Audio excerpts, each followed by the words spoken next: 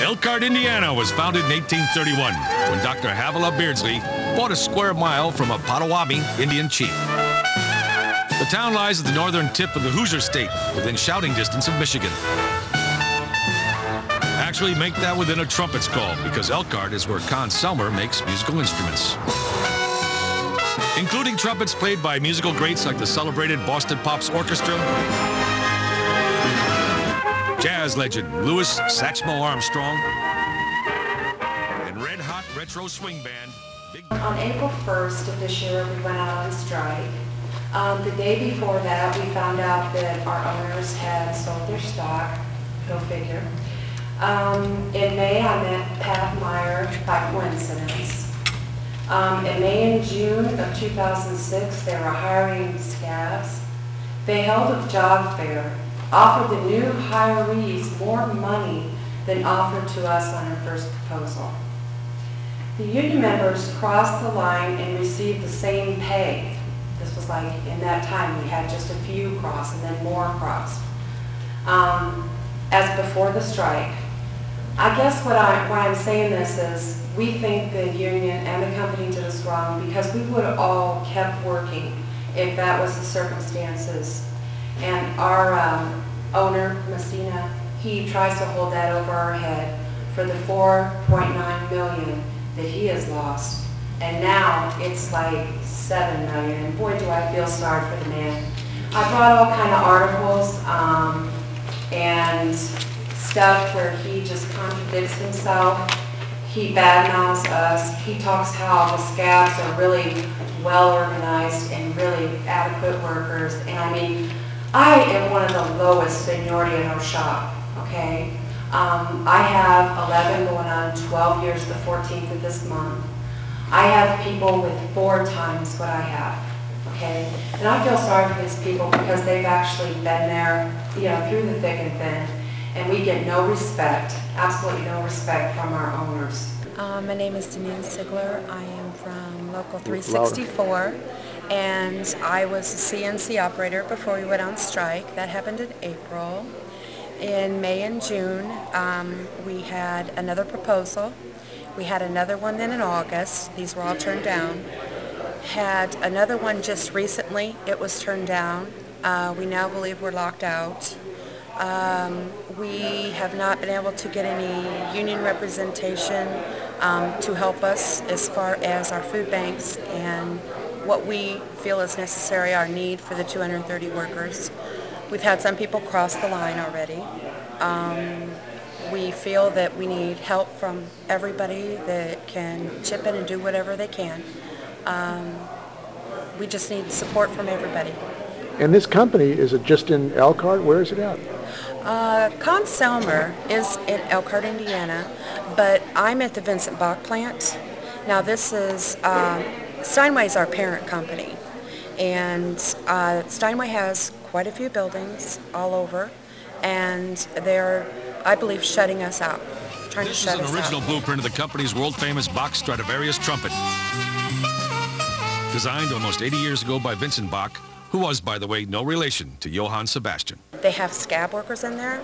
Before I left to come to this rally here in St. Louis, I heard that there was 130 workers. They were begging them in the paper just yesterday to cross the line and come in and help them so they can make their goal. Also, at unemployment, I heard that they were working against us, scheming against us, wanting work one, which is unemployment, to help them because they made a mistake in the paper printing permanent workers. And that just fell into my lap when I went there looking for another job. So we just need help with, you know, what we can get out of other union people across the country because we're not getting it out of Region 3. Seeing these gorgeous trumpets being made is almost as rewarding as listening to them being played.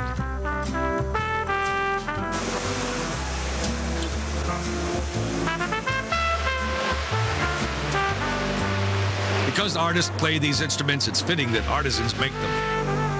In fact, everybody who works here is a kind of artist in their own way. They take raw materials and create something beautiful and lasting. A Bach Stradivarius trumpet begins its journey to virtuosity as flat sheet metal. And you know what? And they have not been afraid to say it, but they're not putting it in writing, that they do not want anybody in there over 55. Yep. They constantly say that. I'll put that in writing. Discrimination. Yeah. Oh, yeah. They're going to put it in writing. Yeah, they want older workers get out of Yeah. here so they Don't can, want the older workers. You know, so it's costing too much money. It costs the insurance to go up. We cost the insurance to go up.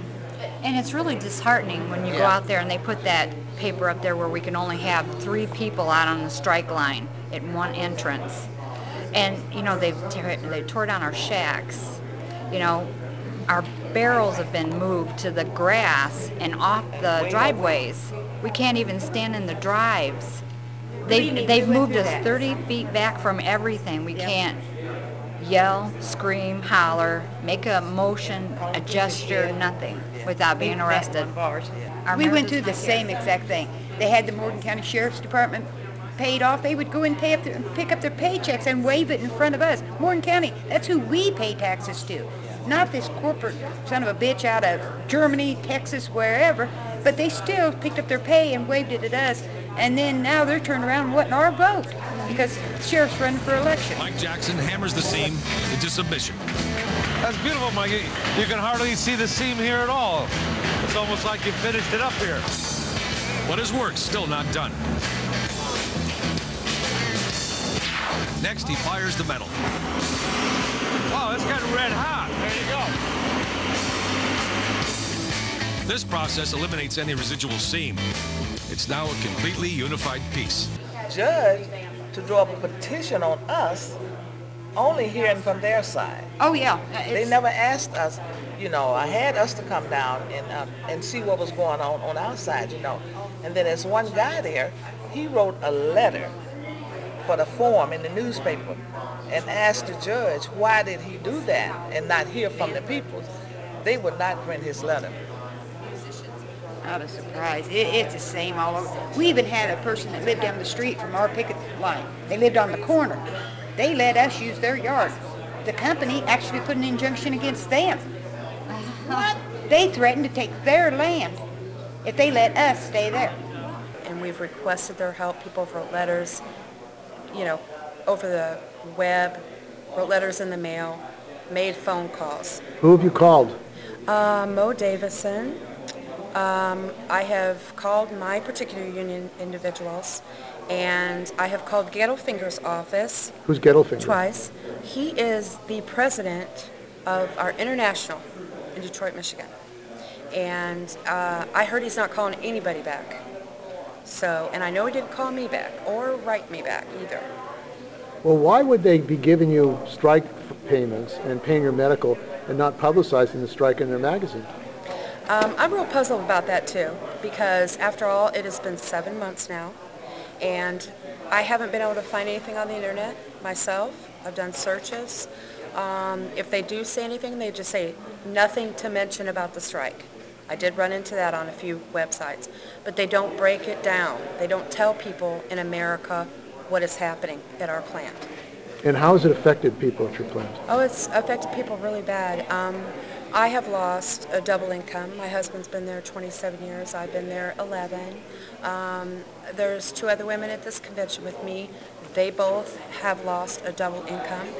And we have about 5 other couples that work with us. Plus, we have single parents that have lost their homes, lost their cars. In some cases, they can't get their kids anymore because they can't pay their support. Not till 1815 were valves added to the trumpet. They allow the trumpeter to change the pitch of the instrument's natural harmonics. Like the trumpet bell, the valves are also handcrafted. That means shaping, cleaning, polishing, and burnishing. Virgil's job is to give the metal a spit shine. Well, really, it's a rouge shine. See? He puts rouge onto the buffer. Beautiful. After a bath, the components are assembled by incredibly skilled hands. Here, the spit valve is attached. Then the pistons are slid into place. I'm Pat Meyer, Labor Advocate Worker Solutions. uniting all workers. I can't say enough about this meeting here in St. Louis today, and I think that what we're learning is that by talking to different individuals in the labor movement and the work that this organization has done throughout the country must continue. And I totally believe that the Elkhart was just one of several individuals that we helped. It happened to be under the UAW leadership. What I found in my pursuit with labor is the heads of the unions are not coming forward for their workers. They're leaving them out there. I was appalled when I heard that this local head wasn't even on the web. We appealed to different websites. In Peoria, talked to Larry Solomon, I talked with Rob, and we all talked about why it wasn't. So we decided to go down and help. The opposition was met by the UAW leadership. What did they do? They actually came out and said, "Are you the group that sued the UAW?" And we said no. They said we were not welcome there that day. And I, at that point, she said, "You're the person that's going to make Michigan a right-to-work state." That is very untrue. Our organization, our group has been around the United States. We've walked at if you go to any end of the United States, Van Nuys, California, during the closing of the plants down there. I think today we saw a bunch of labor leaders that understand, and we're hoping that the word gets out. One of the things that people have said that I think is real important, we are not against unions or unionists. We're against leaderships who have become company unionists. And the plea out there right now is to start right at the top of the bunch, and that would be my wish today at this seminar was simply this, that probably one of the biggest fishes that we're going to see that's going to take down our country as a corporate owner is Rick Wagner, CEO of General Motors. I've taken this request to the Federal Bureau of Investigation, to the people, and one of the messages gave today by the Delphi people who have been leveled down to 30,000 to 3,000 now with their plant saving was, please ask the labor organizations to bring in CEO Rick Wagner before we have another Enron and a Kinley situation. And furthermore, they say, if the President of the United States and different unions would back an active political movement to bring the President, the Congress, and the Senate over Terry Schiavo, why aren't they doing it for our labor force that is in such upset right now throughout the country? So we intend to carry on, and we won't be silenced. And I think this workers' movement is one of the greatest in the country. And these people, they never faced this before. The last time we had a strike, in '93, I think it was, we was out 9 days, and we took a worse contract than it was when we first went out, because they just didn't know, And, they never bothered to educate themselves. And that's what it's all about, education, Because I took it on, and I started going to school. Well, I've always been in the union, so and I always try to be a good participant, And I always try to teach people, you have to know for yourself. Do not put your livelihood in anybody else's hand. Not even the bargaining committee, because the body is the power, They got to do what the body wants. But it's hard to teach people that never really faced anything. Out of the 40 years they've been there, they never really faced anything. So they never learned how to do anything. And that's their biggest problem. But that's going to change. That's going to change. I'm ready. Let's roll.